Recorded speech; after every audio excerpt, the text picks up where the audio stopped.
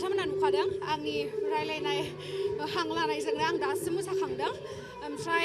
गिबि खेबनि थाखाय जिहेतु अमा थावख्रि मिउजिक फेस्टिभेला जानानै थांगासिनो दङ नै दायो बिराद गाजा गोमजा जोंहा मानसिफ्राथ' बुंनो नाङा लोब लोब फैजोबदों जेरैबायदि सापर्ट नागिरदोंमोन अमा थावख्रि मिउजिक फेस्टिभेलनि अर्गेनाइजारफोरा थ' बिब्दिनो बिथांमोना रेसपन्सखौ मोन्दों आसा खालामो नेक्स्ट बोसोरावबो बेनिख्रुइ साबसिन हामसिन अमा थावख्रि मिउजिक फेस्टिभेला जागोन आं बेखौनो आसा खालामो आरो बिसेसके अमा थावख्रि होनना बुङोब्ला जोंनि बर'नि खायद' होननानै नोंथाङा दहाय बुंदों नंगौ औ नंगौ अमा थावख्रि बयबो मिथिखायो अमा थावख्रिया नुनायाव फिसा जानांगौ नाथाय बिनि गुना बिराद गिदिर आरो थिग बिब्दिनो जोंनि बे फिसा जायगा डिमाकुसियावहाय उदालगुरि जिल्ला डिमाकुसि जायगायावहाय ओरैबायदि मोनसे गिदिर फेस्टिभेल मिउजिक फेस्टिभेल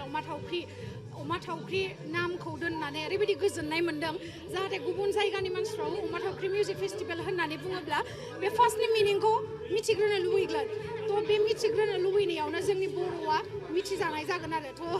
आंबो बारा मोजाङै मिथिजोबा अमा थावख्रि मिउजिक फेस्टिभेलनि नामखौ मानो थाखाय दोनदों नाथाय आंनि बे साननो हानाय मेलेमाव आं साननानै मोन्दों जे अमा थावख्रि मिउजिक फेस्टिभेलनि मुंजों जोंनि बर' सुबुंफोरखौ बाहेरनि बा आलदा मानसिफ्रा एसेबाबो मिथिनो मोनगोनखौ बिथांमोनाबो लुबैदों आरो नाथायबा सानसेनिल' हाबाफारि बेखौ आथुर जाबाय नामा मोसानायाव औ आथुर जाबाय आङो देग्लाय गोदान बोसोरनि थाखाय मोनथाम मिउजिक भिडिअनि शुटिंआव बिजिमोन थ' बिनि थाखायनो एसे आथुर जाबाय आरो नेक्स्ट पार्सनेलि मा थांखि लादों बे उननि समावथ' नोंथांमोना नुखागोन जोंनि सावथुन फैगासिनो दङ दानो आं खोन्थाथ'ला मोजां मिउजिक भिडिअसबो फैगासिनो नोंथांमोना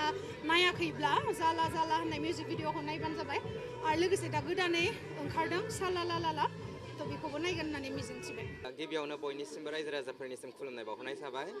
दा बेवहाय अमा थावख्रि फेस्टिभेलाव फैनानै जोबोर गोजोननाय मोन्दों जोंनि माने बर' हारिया जे बेबायदि प्रग्रामखौ लादों आरो जमा जानो मोन्दों ज' लोगो मोनलायदों जोङो गावजों गाव बर'जों बर' जोबोद खोब मोजां मोन्दों आरो माने गावनि हारिमुखौ देखायनो मोननानै आरो बेलेग हारिनि मानसिफोरखौबो जों इनभाइट खालामनानै माने जोंनि फेस्टिभेलखौ देखायनो मोननानै जोबोर गोजोननाय मोन्दों ओमफ्राय माने बेयाव बाहागो लानानै जोबोद मोजां मोन्दों आरो बेनो जों पारफर्मेन्स खालामनाया बर'बो खालामदों आरो हिन्दीबो खालामनाय जादों आरो माने गासैबो बिथिंनिफ्राय माने जाखिनि रोंगौथि दङ बेखौ एसे देखायजोबदों आरो अदालगुरियाव बेनो गिबि खेब औ नेक्स्ट बाराव जुदि जायोब्ला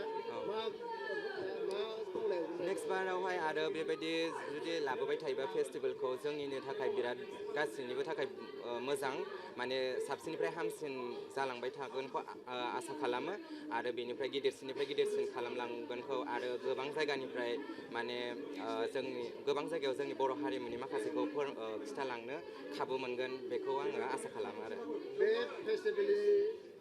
दारै बा फेस्टिभेलनि गेजेरजों जोंनि जायफोर बर' बिसोरनि माबा मोनसे मुलाम्फा जानाय हाबाफारि दङ मुलाम्फायाथ' बेनोसै माने जोङो जोंनि बे गावनि मोनसे फेस्टिभेल खुंलांबाय थानायनि गेजेरजों जों गावनि रोंगौथिखौ देखायलांजोबनो हायो गावबा गावनि हारिमुखौ दिन्थिनो खाबु मोनो दा गुबुन जायगायावबो जोङो बेखौ माने बुप्रसार होनो हायो ओमफ्राय दा बेजों लोगोसे माने बे फेस्टिभेलावहाय माने जाखिनि माने मुलाम्फा जानाया बेनो जे जों जोंनि